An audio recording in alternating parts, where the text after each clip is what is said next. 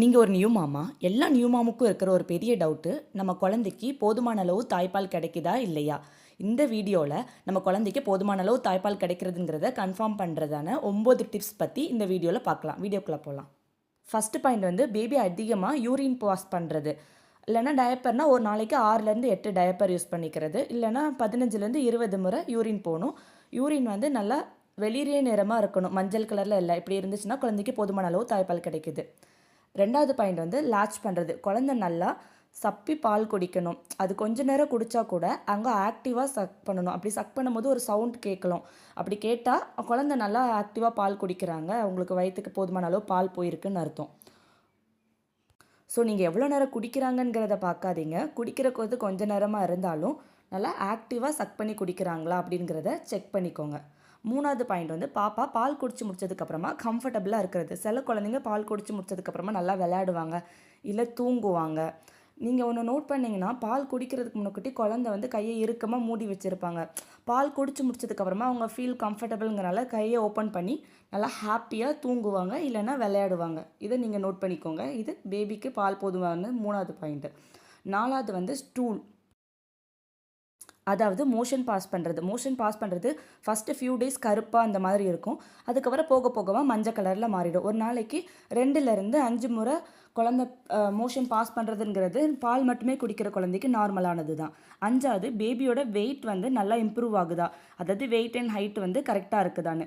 இது நீங்கள் வீட்டில் செக் பண்ணுறதோட உங்களுக்கு டாக்டர் விசிட் கொடுத்துருப்பாங்களே, அப்போ வந்து ஒவ்வொரு மந்த்துக்கும் எவ்வளோ வெயிட் ஏறி இருக்காங்க, அந்த வெயிட் வந்து கரெக்டானதாக இருக்கான்னு டாக்டர் சொல்லுவாங்க. அப்படி இருந்தாலே பேபிக்கு பால் போதுமானது. 6வது, எப்போவுமே அழுதுட்டுருக்கிறா, குழந்தைக்கு பாலே பத்தலை அதனால தான் அழுகுறாங்க அப்படிங்கிறது கிடையாது. ஒருவேளை நீங்கள் டயப்பர் ஈரமாக இருந்தாலும் குழந்தை அழலாம், அதிகப்படியான ஹீட்டாக இருந்தாலும் குழந்தை அழும், அம்மாவோட கம்ஃபர்ட் தேடி கூட குழந்தை அழும். ஸோ அழுதா பால் பத்தலை அப்படிங்கிறத நீங்கள் அந்த மைண்ட் செட்டை முதல்ல மாற்றிருங்க. பேபிக்கு என்ன தேவைப்படுதுன்னு பார்த்து பண்ணுங்கள். 7வது, அவங்களுக்கு பசிச்சா எப்படி தெரிஞ்சுக்கிறது. அடிக்கடி ஃபீட் பண்ணிகிட்ருக்கேன், அவங்களுக்கு போதுமா அப்படின்னு யோசிச்சுட்டு இருக்காம, அவங்களுக்கு பசிச்சிச்சுன்னா அவங்க லிப்ஸை வந்து இப்படி நக்கிட்டே இருப்பாங்க, அப்புறம் கையை கொண்டு வாய்க்கிட்ட போயிட்டுருப்பாங்க.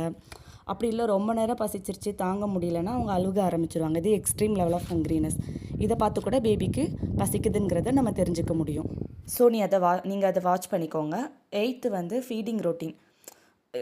நியூபார்னுக்கு ஒவ்வொரு 2 மணி நேரத்துலேருந்து 3 மணி நேரத்துக்கு ஒருக்கா ஃபீட் பண்ண சொல்லி டாக்டர் அட்வைஸ் பண்ணியிருப்பாங்க. தூங்கிட்டு இருக்கிறாங்கன்னா 4 hours கூட நம்ம வெயிட் பண்ணிக்கலாம். அப்படி இல்லைனா அவங்களோட சுகர் லெவல் ட்ராப் ஆயிரும். ஸோ ஃபீடிங் ரொட்டீனை அடிக்கட்டாக இருக்கிற மாதிரி பாருங்கள். டிமாண்ட் ஃபீடிங் அவங்க 2 மணி நேரத்துக்கு ஒருக்க அடிக்கடி கேட்டால் கூட அதை கொடுக்கலாம். அது டிமாண்ட் ஃபீடிங்னு சொல்லுவாங்க. அது பண்ணுறதுனாலையும் தப்பு இல்லை. அதுவும் பேபி வெயிட் கெயினுக்கு சப்போர்ட்ஃபுல்லாக இருக்கும். ஸோ இந்த ஒரு பாயிண்ட் வச்சு மட்டும் கன்ஃபார்ம் பண்ணாமல் இந்த எல்லா பாயிண்ட்டையும் சேர்த்து பார்த்து குழந்தைங்களுக்கு பால் போதுமா இல்லையான்னு நீங்கள் வீட்லேயே செக் பண்ணிக்க முடியும். இதெல்லாம் தவிர்த்து நம்ம எப்போ டாக்டரை பார்க்கணும். பேபிக்கு ஒழுங்காக லேட்ச் பண்ண தெரில, எவ்வளோ பால் குடித்தாலும் இல்லை ஒழுங்காக குடிக்காமல் யூரின் அவ்வளோவா போகல, வெயிட் இன்க்ரீஸ் ஆக மாட்டுக்கு அப்படின்னா நீங்கள் டாக்டரை பார்த்து தேவையான நெக்ஸ்ட் ஸ்டெப்ஸை கண்டிப்பாக எடுக்கணும். உங்களுக்கு இந்த வீடியோ ஹெல்ப்ஃபுல்லாக இருந்திருக்கும். உங்களுக்கு free latching guide, breast feeding guide வேணுமா?